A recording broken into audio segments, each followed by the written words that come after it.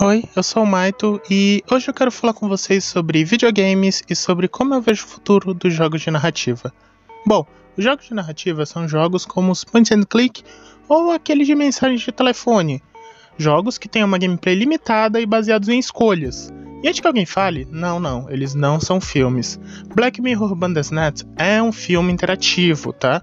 Já os jogos, ele tem o fator gameplay, seja você andar com o boneco ou realizar alguma ação, simples que seja, e o que faz com que eles sejam jogos, com que eles tenham esse ar de gameplay, que tu pode ter ações com o personagem, tu anda pra frente, pra trás, pro lado, pro outro. Isso é um jogo. Bom, point and click é o meu gênero favorito de jogos, e existem muitos jogos incríveis, como Detroit Become Human e o Life is Strange. Life is Strange. Inclusive, esse segundo eu já fiz um vídeo aqui no meu canal, e provavelmente eu vou falar de Detroit também qualquer dia desses. Mas hoje eu quero falar de um não tão famoso, que saiu na PSN um tempo atrás, que se chama Erica. Erica é um jogo de point and click, como eu já disse, que saiu exclusivamente para PlayStation. E ele não foi o primeiro a usar esse fator que eu quero comentar, que são atores reais. Mas ele foi pioneiro em usar desta maneira, pelo menos na minha visão. O jogo usa a todo momento atores reais e só pode ser jogado pelo touchpad do DualShock 4 ou pelo telefone, que é a experiência total. Isso é outra coisa que o jogo tem de diferente. A melhor experiência que tu vai ter no jogo é jogando pelo telefone. Jogar pelo controle não é o ideal, não é a melhor maneira. Pelo telefone, tu vai ter uma experiência muito mais lisa e muito mais interessante. Ele conta a história de uma garota que não conheceu a mãe, eu acho que ela morreu durante o parto, não lembro direito, mas ela vivia com o pai. E é aí que o jogo começa. A gente tem que ver umas fotos e depois de um tempo o pai dela é assassinado, assim. É um assassino bem brutal, um assassinato muito denso, sabe? Porque ele tem umas marcas, tem uma marca, inclusive, que fica aparecendo durante todo o jogo. No futuro, né, a garota tá vivendo sozinha em um pequeno apartamento quando começa a receber ameaças e ligações. Se eu não me engano, entregam uma cabeça pra ela no apartamento dela, não vou lembrar agora de certeza. Mas acontece mais ou menos isso, ela recebe essas ameaças e ela tem que ir a uma clínica fundada pelo pai dela. É uma clínica, eu acho que é um manicômio, que ela vai até lá. Não um manicômio, é uma clínica de reabilitação para pessoas que têm problemas mentais e etc. Bom, um manicômio, né, mas whatever. Então ela vai para esse lugar acompanhada da polícia e lá tem um tio, por assim dizer, dela. E ela fica nesse lugar e vai... né, coisas vão acontecendo. Erica é tímida, retraída e certamente traumatizada. Ela tem visões do passado e é atormentada por uma mulher que liga pra ela assim que ela chega e diz que tem um segredo muito sórdido por trás daquele lugar e por trás da morte da mãe dela. E o pai dela também escondia segredos. Eu ainda não terminei Erica, mas as atuações e a história, apesar de parecer clichê, conseguem me prender de uma maneira incrível. Ter o contato humano, as reações, tudo isso permite uma conexão ímpar que outros jogos não podem trazer. Por isso os jogos se esforçam tanto e cada vez mais para atingir um nível de realismo gráfico impressionante, ao ponto de algumas pessoas acharem que são filmes. Mas eu acho que o futuro para os jogos de narrativa são pessoas reais. Os jogos de narrativa dependem de uma conexão forte. O jogador precisa se apegar à história e aos personagens. E o fator humano, ter alguém real ali, favorece muito essa relação.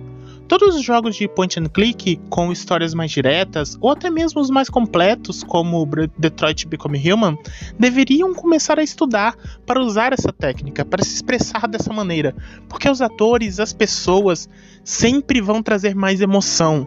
Por isso que o cinema até hoje é tão incrível, sabe? Sim, é um entretenimento, é divertido, mas essa maneira de contar histórias te atrai muito. E isso que eu vou dizer aqui pra vocês é uma discussão que já existe há muito tempo, sobre os videogames estarem entrando numa categoria parecida com a do cinema, por causa da maneira que contam histórias. E os videogames conseguiram atrair tanto, porque além de serem divertidos, enquanto contam narrativas, eles te colocam dentro daquela história, eles te fazem viver. Um diretor de cinema, ele cria uma história, cria um filme que tenta te colocar ali através dos olhos de um personagem, de alguém que tu não controla, que tu não tem reação por ele. Mas um jogo, ele te coloca diretamente ali. E é por isso que o jogo atrai tanto. E é por isso que humanos em jogos de narrativa são tão imprescindíveis, na minha opinião. Eu não posso falar muito mais sobre Erica, pois ainda não zerei. Mas existe outro jogo com um conceito simples que usa magistralmente o mundo real. Eu descobri esse jogo por acaso. Eu estava procurando alguns jogos de point and click na Google Play Então eu encontrei esse, que no começo eu não dei muita bola, sabe? Eu baixei uns outros parecidos e até joguei os outros primeiros, mas logo eu joguei, e foi a melhor coisa que eu fiz. Se vocês forem jogar, eu recomendo conseguir a versão paga. Além dos minijogos para seguir a história serem muito complexos em certa parte, muitos vídeos e imagens só podem ser vistos com essas estrelas pagas, e você não terá a experiência completa sem essas coisas. O jogo começa com alguém te adicionando em um grupo de mensagens com várias outras pessoas. O seu número apareceu no telefone do namorado de uma moça que desapareceu, e agora você deve ajudar a encontrá-la. Eu sei que essa história de dezenas de jogos, livros, contos como esse, mas Duskwood é diferente. Tem vários personagens com diferentes personalidades e todos eles são reais. Tem fotos em seus perfis e também possuem redes sociais. E são fotos em lugares diferentes, fazendo coisas diferentes. Tem fotos da cidade, áudios, vídeos, ligações. Eu nunca senti tanta imersão jogando algum jogo na minha vida. Como o jogo ainda não terminou, eu não vou contar a história toda do jogo, e sim falar um pouco dos personagens e das suas histórias e as histórias que são ligadas e paralelas. O personagem mais interessante, com certeza, é o hacker, que depois descobrimos ser Jake. Inclusive, tu pode flertar e começar a ter uma web relação com ele. Relação essa que eu criei com a Jessie, e não com ele. O Jake fala contigo de repente, logo depois que tu vê uma conversa particular entre dois outros personagens. Ele faz isso e também dá acesso aos dados da Hannah, do telefone dela. A gente completa aqueles minijogos que eu citei e tem acesso a fotos, documentos e outras coisas da Hannah. O Jake é uma figura curiosa, ele tem muito poder, te dá acesso a muita coisa e está claramente muito interessado no desaparecimento da Hannah. O que a gente vai entender mais no futuro, o porquê dessa motivação toda. O Jake tem um enigma que criaram pra ele em certa parte, um link que te leva a um site real, que é um enigma onde no final nós conseguimos ver um vídeo onde ele conta sobre si e o que ele fez. Esse vídeo inclusive tá passando aí agora pra vocês, e também diz por que ele fez. Ele era o irmão da Hannah, um bastardo do pai dela, e quando a gente descobre isso, ele está desaparecido. O Jake inclusive tem um e-mail que ajuda a desvendar esse enigma, tu manda um e-mail pra ele lá, e ele te dá a resposta do enigma, daquela parte do enigma. Então, é muito completo esse jogo. Falando em irmãos da Hannah, a Hannah tem uma outra irmã que se chama Lily. Ela faz parte daquele grupo que tu tava no começo do jogo, e ela é sempre bem hostil. Inclusive, te acusa frequentemente de ter sequestrado a Hannah. E no final de um dos capítulos, ela faz um vídeo acusando tu e o Jake e posta na internet, revelando informações pessoais. E aí começa uma série de problemas com o Jake. Pessoas inclusive te mandam mensagens, não pessoas de verdade, claro, mas alguns perfis te mandam mensagem perguntando o que tu fez, te acusando. Então é uma interação a mais muito interessante. E aí o Jake revela os segredos, diz que é perseguido e acaba fugindo. E aí tu tem duas opções depois com a Lily. Tu tem a opção de ser babaca, completo, ou perdoar a Lily. Se tu perdoa a Lily, tu ajuda ela com aquele enigma que eu te falei, tu vê aquele vídeo e depois ela tem uma ideia. Ela lança a hashtag #IamJake. Tá? É uma hashtag real. Se você procurar nas redes sociais, vai achar fotos e vídeos de pessoas falando de Jake e comentários dele sobre o jogo, claro. O jogo cria também essa imersão no mundo real. É muito foda tudo que o jogo consegue fazer pra te deixar inteirado, pra ter uma experiência muito interativa e muito atrativa com o jogo aqui no mundo real. E a última dessa família, né, é a própria Hannah. Eu tô passando aí várias fotos da Hannah, que são fotos pagas, tá? Tu precisa da versão completa, então, realmente, se forem jogar, vejam a versão completa. E bom, a Hannah é uma garota nova, muito bonita e que desapareceu, como eu já disse, né? E ela era a namorada do Thomas. No começo eles pareciam muito felizes, o casal perfeito, mas a gente vai descobrindo coisas ao longo do jogo. Sobre ela, sobre o Thomas, uma briga que eles tiveram antes dela desaparecer, e também que a Hannah estava agindo estranho, estava procurando sobre as lendas da cidade. O que também nós descobrimos no futuro é que algo muito grave aconteceu na floresta na infância da Hannah. Quando a Hannah era criança, ela estava brincando na floresta e uma garota morreu. Inclusive ela cita no diário dela, que a gente encontra no telefone dela, sobre essa situação e ela ter ido ver a família da moça que morreu no futuro. Então o jogo tem muitos desses enigmas. E a própria floresta também, ela é quase um personagem do jogo. A gente vai muito pra floresta, fala muito da floresta, tem muita coisa lá. Ela faz parte, intrinsecamente, dessa história. Temos também o Thomas, não é? Que é o próprio namorado da Hannah. E ele foi sempre bem suspeito pra mim. Eu sempre suspeitei muito de que ele tinha feito alguma coisa. E quando ele descobre que encontraram um corpo na cidade, ele some, simplesmente desaparece. E aí depois invade a casa da Hannah. Mas aí a gente descobre os motivos dele ter feito isso. Ele achava que ela estava traindo ele. Mas na verdade a Hannah não estava. Ela comprou uma pulseira que pertencia à garota que morreu na infância. na infância da Hannah, ela comprou num brechó. A Jessie conta isso pra gente mais pra frente. Então hoje eu não desconfio tanto do Thomas. Eu ainda acho ele um personagem ok, ele some e volta, mas eu entendo ele estar assim, ele não ser um personagem tão divertido, porque a namorada dele desapareceu e ele tá super nervoso. Então até nisso, o jogo é bom, até em fazer um personagem desinteressante. E quem parece ser uma das melhores amigas do Thomas é a Cleo. Ela tem fotos com bolos no jogo e no Instagram, então eu presumo que ela seja confeiteira. Ela é uma personagem ok, eu tenho algumas suspeitas sobre ela.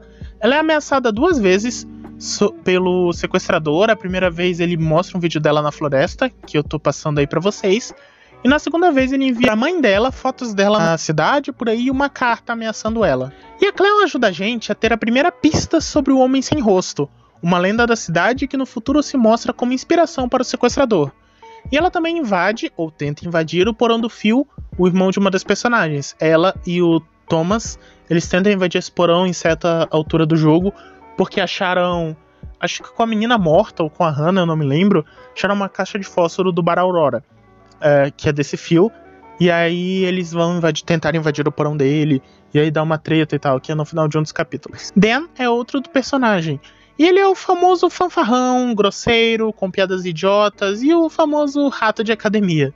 Durante boa parte do jogo, eu achei que ele fosse apenas mais um babaca, mas então ele começa a ganhar camadas, se mostra preocupado e até apaixonado, principalmente na época que sofre um acidente de carro.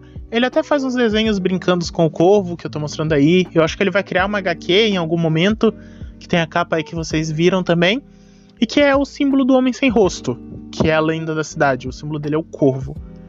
Outro personagem é o Hit. Ele é o dono da oficina do Roger, que é essa oficina aí, e ele é sempre muito legal, prestativo, o que está fazendo com que eu desconfie um pouco dele, ou até muito dele. Em uma parte do jogo, que é que vocês estão vendo aí, tem uma ligação com ele que ele nos leva até uma floresta.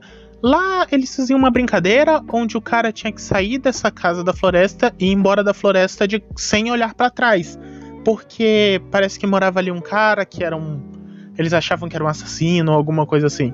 Então tem muita coisa na floresta. E ele mostra pra gente essa cabana da floresta de onde ele teve que sair quando ele era garoto. Então é uma interação muito legal, uma interação muito interessante que o jogo tem. O jogo tem outras dessas interações que eu já mostrei e eu vou continuar mostrando pra vocês. É bem divertido isso que o jogo nos dá. Mas o Rich, eu tô desconfiando pra caramba dele, sério. Depois eu descubro que ele mentiu pra gente, que ele escondeu coisas, então tô com uma pulga atrás da orelha com esse cara. E a última é a minha personagem preferida do jogo, que é a Jessie. No começo ela não parecia se importar tanto com o caso, inclusive discutindo com outros personagens, mas quando entra a suspeita do Homem Sem Rosto, ela é a que está mais disposta a investigar e a ajudar. A Jessie tem várias dessas fotos que vocês estão vendo, viajando para Paris, viajando para o Egito, então ela é a pessoa que tem mais mídias no jogo. O que me fez gostar ainda mais de conversar com ela, de estar ali com ela. E como eu disse, ela é a personagem com quem a gente tem mais contato e que manda mais mensagem. Tem mais ligações, mais fotos. Ela inclusive leva a gente para um passeio pela cidade. Eu acho que eu mostrei aí umas fotos da cidade, ou vou mostrar depois. E que ela leva a gente para conhecer Duskwood, porque a gente não é da cidade. A primeira ligação dela é logo no final do primeiro capítulo, que vocês estão vendo aí. Que ela conta que o corpo de uma moça foi encontrado pela cidade. Aquele corpo que fez o Thomas desaparecer. E aí pode ser ou pode não ser da Hannah. O capítulo termina com essa dúvida. Mas a próxima ligação é muito mais interessante que essa. Eu vou deixar aí pra vocês o vídeo da ligação dela. Infelizmente o gravador que eu uso não grava o áudio do telefone. Então eu vou deixar só o vídeo da ligação com a música, tá? E vejam, leiam toda a legenda desse vídeo porque é muito legal. Porque ela conta a lenda da fera, do Homem Sem Rosto de Duskwood. Então é bem importante que vocês vejam. Um minutinho e nós já voltamos.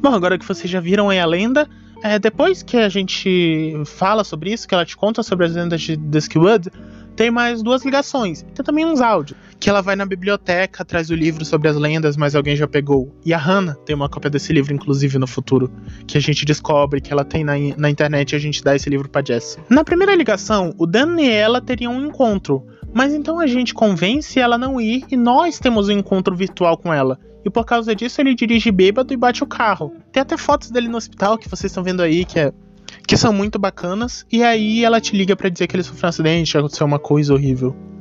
E a última ligação é no final do capítulo 5, que vocês estão vendo aí agora, eu acho. Eu não vou deixar ela sem o áudio, mas vejam também, prestem atenção.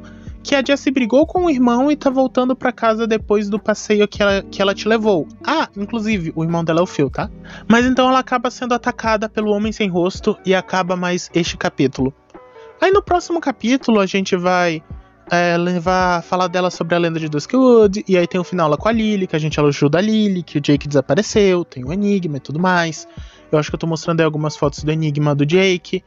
Mas é isso, basicamente acaba assim. Então esse último capítulo não foi tão mexido como foram os antecessores, mas também foi muito interessante. Eu tô muito, muito, muito ansioso pro capítulo 7. Duskwood tem uma história extremamente cativante e intrigante. Cada personagem tem uma personalidade e tu consegue criar vínculos reais com eles. E certamente não seria o mesmo sem os atores. Sentir que eles são reais muda completamente a experiência, sabe? Porque tem uma parte que o Jake pede pra descobrir uma senha pra tu acessar o computador do médico da Hannah porque ela tava tomando antidepressivos. E aí tu tem que ir numa rede social desse doutor, procurar nas fotos dele pra ver se tu encontra a senha. Então é muito legal, tem muita interação e isso é imprescindível pro jogo. O jogo tem uma história ok, que não seria tão legal se não fosse toda essa interação, tudo isso que o jogo carrega. Por isso eu digo, pessoas são futuro para todo jogo de narrativa. Bom, esse foi mais um vídeo do meu canal, mais editado, mais trabalhado. Eu espero muito que vocês tenham gostado. Eu vou continuar fazendo coisas assim. Eu tô até fazendo já minhas anotações pro próximo vídeo, que vai ser sobre uma série brasileira. Então não vai ser tão editado, porque vai ser eu e meu rosto. Mas é isso aí, gurizada. Valeu e até a próxima.